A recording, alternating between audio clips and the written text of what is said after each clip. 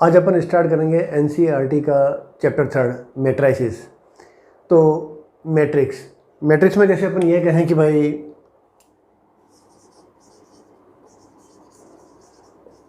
Radha has 3 notebooks,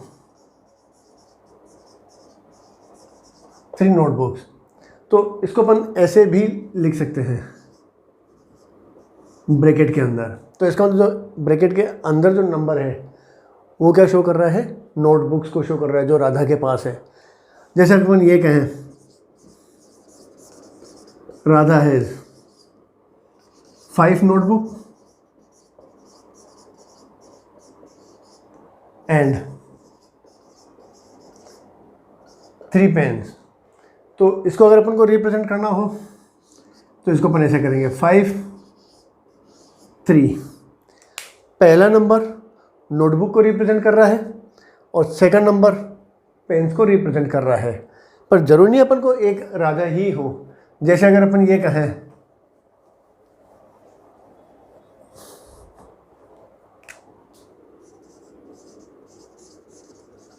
Radha has 5 notebook and 6 pens. Samyak has 6 notebook and 4 pens. Ram has 3 notebook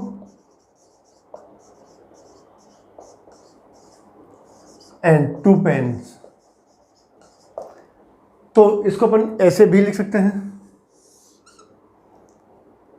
5 6 6 4 3 2। यह हो गया राधा, यह सम्यक और यह हो गया राम। ये अपने पास है नोटबुक और ये अपने पास पेन्स। तो ये हो गया। इसका मतलब राधा के पास 5 नोटबुक और 6 पेन है, सम्यक के पास 6 नोटबुक 4 पेन है, राम के पास 3 नोटबुक 2 पेन्स है। तो इसमें ये वाला जो होता है पहला वाला 5 और 6, राधा के पास 5 नोटबुक 6 पेन, इसको कहते हैं अपन रो। ये हो गया अपने पास फर्स्ट रो। ये वाली हो जाएगी सेकंड रो और ये वाली हो जाएगी अपने पास थर्ड रो हो जाएगी। इसकी बात करें अपन तो होता है फर्स्ट कॉलम, ये होता है सेकंड,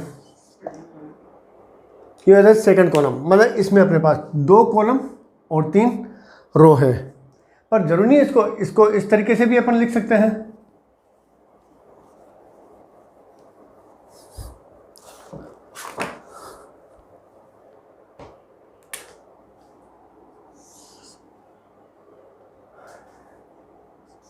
फाइव 6 6 4 3 2। यहां हो जाएगा अपने पास राधा,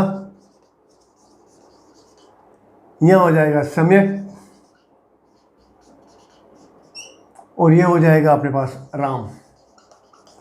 इसमें पहली वाली रो ये नोटबुक रिप्रेजेंट कर रही है और दूसरी वाली पेन। तो इसका मतलब है इसमें पहली रो और ये हो गई अपने पास सेकंड रो। इसका मतलब इसमें एक दो रो हो गई। अगर कॉलम की बात करें तो इसमें ये पहला कॉलम, दूसरा कॉलम, तीसरा कॉलम। इसका मतलब इसमें 2 रो हैं और 3 कॉलम है अपने पास। अब इसको अपन क्या कहते हैं, मैट्रिक्स कहते हैं। अब जैसे अपन ये कहें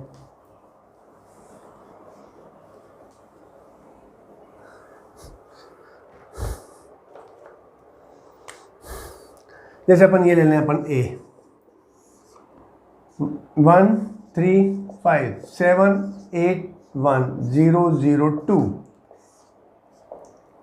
ये भी क्या हो गया, मैट्रिक्स हो गया। पर इसमें first row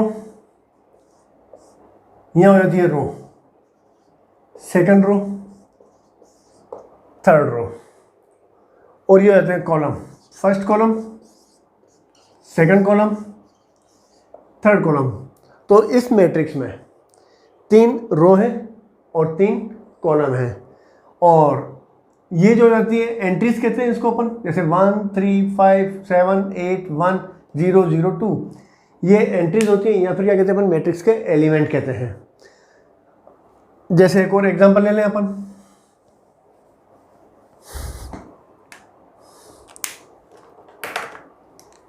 A is equal to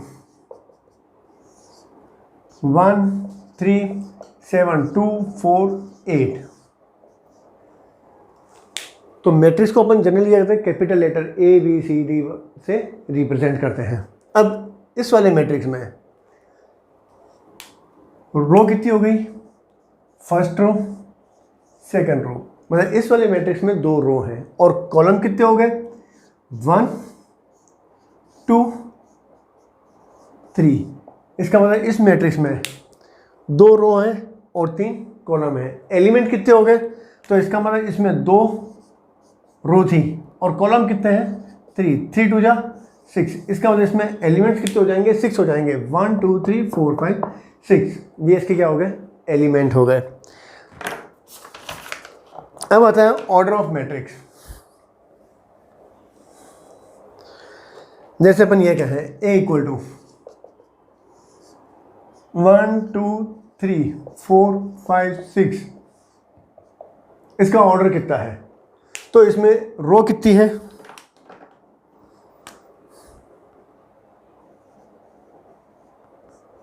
एक 2 रो हो गई।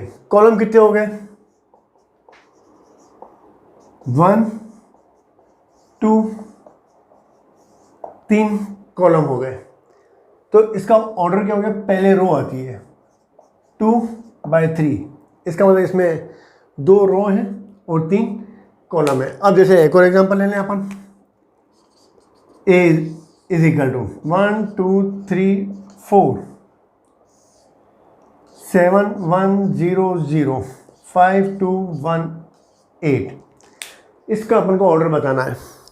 तो इसमें रो कितनी हो गई, 1 2 3, 3 रो हो गई, 1 2 3। और कॉलम कितने हो गए, 1 2 3 4, 4 कॉलम है। तो ये तो अपने पास रो है और ये अपने पास क्या है, कॉलम है। तो इसका ऑर्डर कितना हो जाएगा, 3/4। इसका मतलब इसमें नंबर ऑफ एलिमेंट्स कितने हो जाएंगे, 4 3 12, 12 होने चाहिए। 1 2 3 4 5 6 7 8 9 10 11 12। और ऑर्डर कौन सा हो जाएगा, 3/4 हो जाएगा।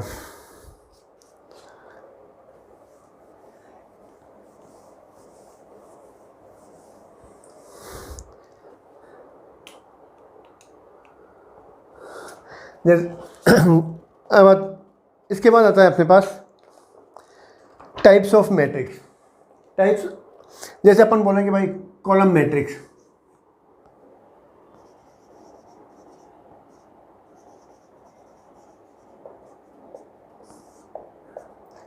कॉलम मैट्रिक्स का मतलब होता है कि सिर्फ अपने पास 1 2 3 4, ये होता है कॉलम मैट्रिक्स, जिसमें सिर्फ एक ही कॉलम हो। पर इसका ऑर्डर कौन सा हो जाएगा, ये अपन ने पहले ही कहा था, ये होता है रो। इसमें first row, second row, third, fourth, ये रो है। और कॉलम कौन सा है, एक ही है कॉलम। तो इसका ऑर्डर हो जाएगा अपने पास 4/1। मतलब वो मैट्रिक्स जिसमें एक ही कॉलम हो तो उसको कहते हैं अपन कॉलम मैट्रिक्स। जैसे अपन ये कहें कि B इज इक्वल टू 5 8 7 8, ये भी क्या हो गया, कॉलम मैट्रिक्स हो गया। रो कितनी है इसमें 1 2 और कॉलम एक ही है, तो इसका ऑर्डर हो जाएगा 2/1, ये इसका ऑर्डर हो जाएगा। सेकंड आता है अपने पास रो मैट्रिक्स।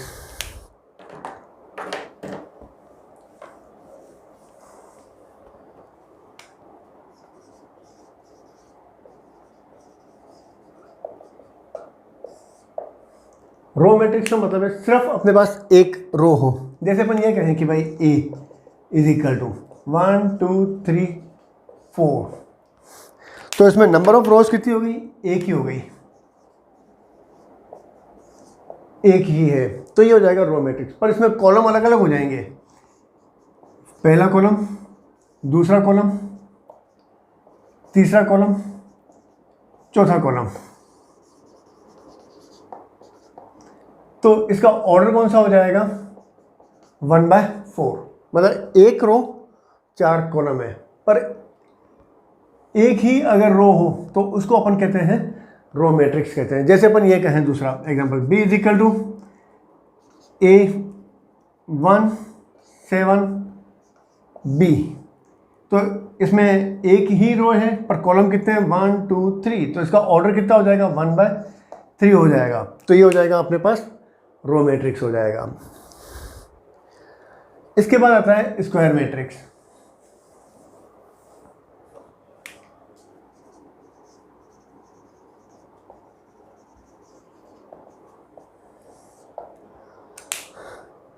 स्क्वायर मैट्रिक्स का मतलब है जितनी रो उतने ही कॉलम हो।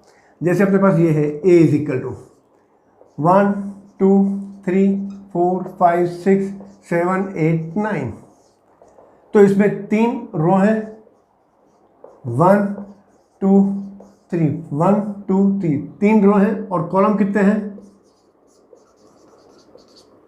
1 2 3, मतलब 3 रो 3 कॉलम, तो ये होता है 3/3। इसको अपन कहते हैं अपन स्क्वायर मैट्रिक्स, मतलब जितनी रो उतने ही कॉलम, या फिर इसको अपन ऐसे भी लिख सकते हैं A is equal to AIJ, यह हो जाएगा M/M,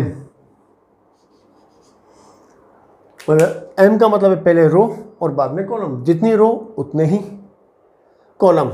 और AIJ का मतलब होता है कि यहाँ पर इसमें I की जगह 1 J की जगह 1 रखें तो 1 1, मतलब पहली रो पहला कॉलम वो हो जाएगा अपने पास 1।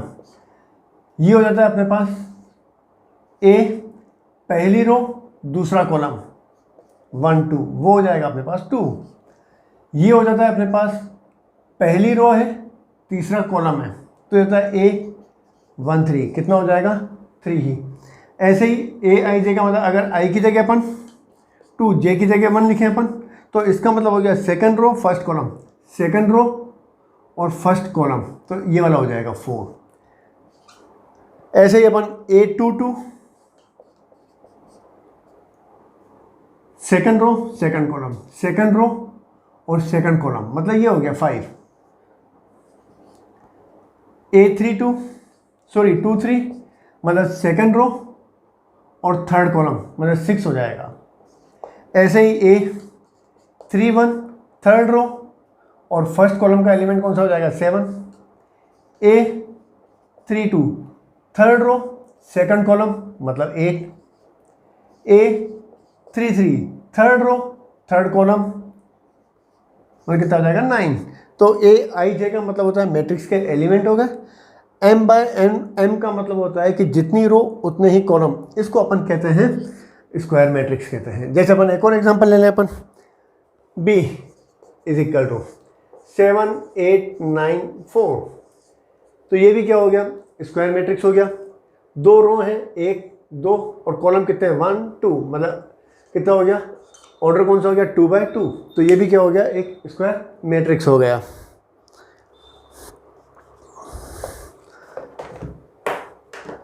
फिर आता है डायगोनल मैट्रिक्स। डायगोनल, अब इसके डायगोनल कौन से हो गए इसमें, ये वाले इसके डायगोनल हो गए, मतलब डायगोनल ऑफ ए, मतलब अपन को कौन से एलिमेंट चाहिए A I वाले चाहिए, मतलब 1 1 2 2 3 3 4 4, तो इसमें डायगोनल कौन से हो गए 1 5 9, तो ये हो गया 1 5 9, मतलब ये हो गया डायगोनल ऑफ ए हो गए।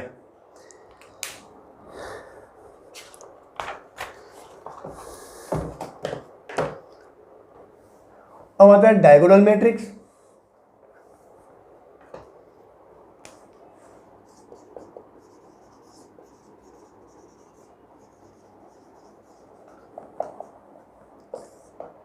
डायगोनल मैट्रिक्स, डायगोनल मैट्रिक्स का मतलब जैसे अपन ये कहें कि B is equal to BIJ। Diagonal matrix किसमें होगा, जिसमें स्क्वायर मैट्रिक्स में ही होगा, मतलब ऑर्डर भी क्या हो m/m, m/m, मतलब जितनी रो उतने ही कॉलम हो। जैसे अपन ये कहें कि B इज इक्वल टू 1 2 3 0 0 0 0 0 0, मतलब नॉन डायगोनल एलिमेंट जो है वो सारे जीरो हों और डायगोनल जो है वो नॉन जीरो हों। इसका मतलब है BIJ should be zero, I does not equal to J, ये कंडीशन हो गई। मतलब I does not equal to J, अगर I J के इक्वल होगा तो यहाँ हो जाएगा BII, मतलब 1 1 2 2 1 1 2 2 3 3, और I does not equal to J, मतलब इस डायगोनल को छोड़ करके बाकी सारे एलिमेंट अगर जीरो हों तो वो हो जाता है अपने पास डायगोनल मैट्रिक्स हो जाता है। इसके बाद आता है स्केलर मैट्रिक्स।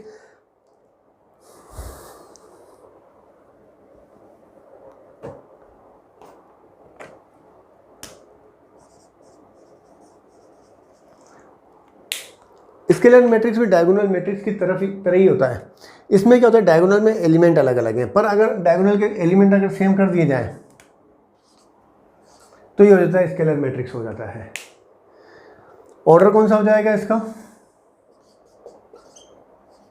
3/3 हो जाएगा। पर अगर अपन ये कहें कि भाई अगर 2 2 की जगह 1 1 हो तो ये हो जाता है अपने पास स्केलर मैट्रिक्स। दूसरा होता है अपने पास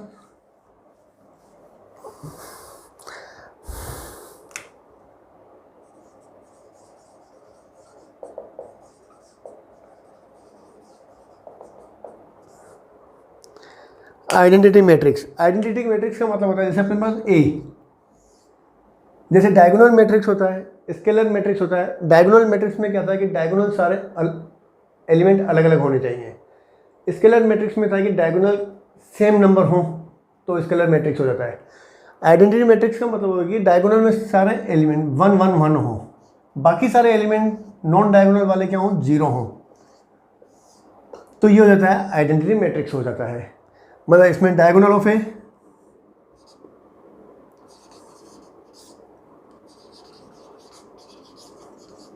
वो कौन सा हो जाएगा 1 1 1, बाकी सारे एलिमेंट क्या हो जाएंगे 0, तो इसको अपन कहते हैं आइडेंटिटी मैट्रिक्स कहते हैं। फिर आता है जीरो मैट्रिक्स, नल मैट्रिक्स भी कहते हैं।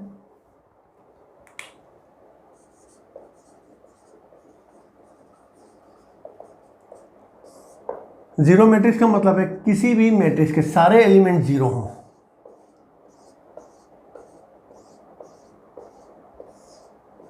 तो वो हो जाता है जीरो मैट्रिक्स। जैसे B 0 0 0 0, ये था अपने पास 3/3, मतलब 3 रो 3 कॉलम। ये अपने पास हो गया 2/2 हो गया। मतलब किसी भी एलिमेंट के अगर सारे एलिमेंट 0 हो, किसी भी मैट्रिक्स के अगर सारे एलिमेंट 0 हो तो उसको कहते हैं अपन जीरो मैट्रिक्स कहते हैं। और जनरली इसको किससे डिनोट करते हैं अपन, O से डिनोट कर देते हैं ऐसे। इसके बाद आता है इक्वलिटी। इक्वलिटी में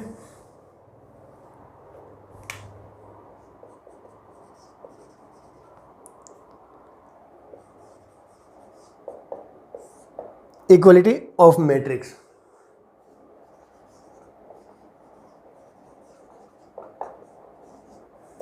जैसे A 1 2 3 4, B 1 2 3 4, तो ये क्या हो गया A इक्वल टू बी हो गया। तो इसका मतलब है इक्वलिटी ऑफ मैट्रिक्स में क्या होना चाहिए, फर्स्ट ऑर्डर सेम होना चाहिए, सेकंड कॉरस्पॉन्डिंग एलिमेंट भी सेम होना चाहिए।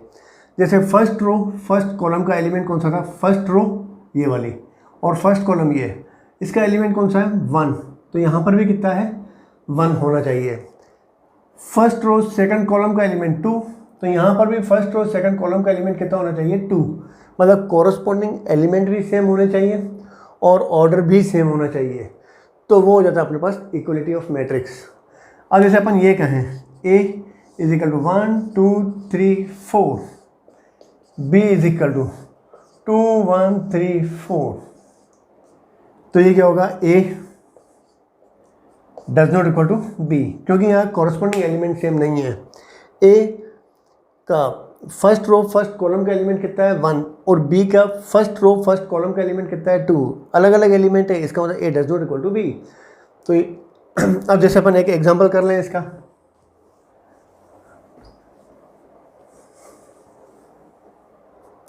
जैसे A is equal to x y 3 4, B is equal to 5 x plus 5 3 4, if A is equal to B then find the value of A and B, sorry x and y। तो equality of matrices में अपन ने पढ़ा था कि भाई A equal to B तब होता है जब इसके कॉरस्पॉन्डिंग एलिमेंट क्या होते हैं, सेम होते हैं। तो इसको अगर अपन यहाँ पर कंपेयर करें अपन, तो x इज इक्वल टू कितना है 5, इसका मतलब x की वैल्यू तो सीधी मिल गई 5, y किसके इक्वल है, y is equal to x plus 5, x की वैल्यू 5 रखें अपन, तो y इज इक्वल टू 10, मतलब x is equal to 5, y is equal to 10। अब इसमें 3.1 से पहले इतनी ही थियरी थी, अब अपन 3.1 नेक्स्ट लेक्चर में स्टार्ट कर देंगे।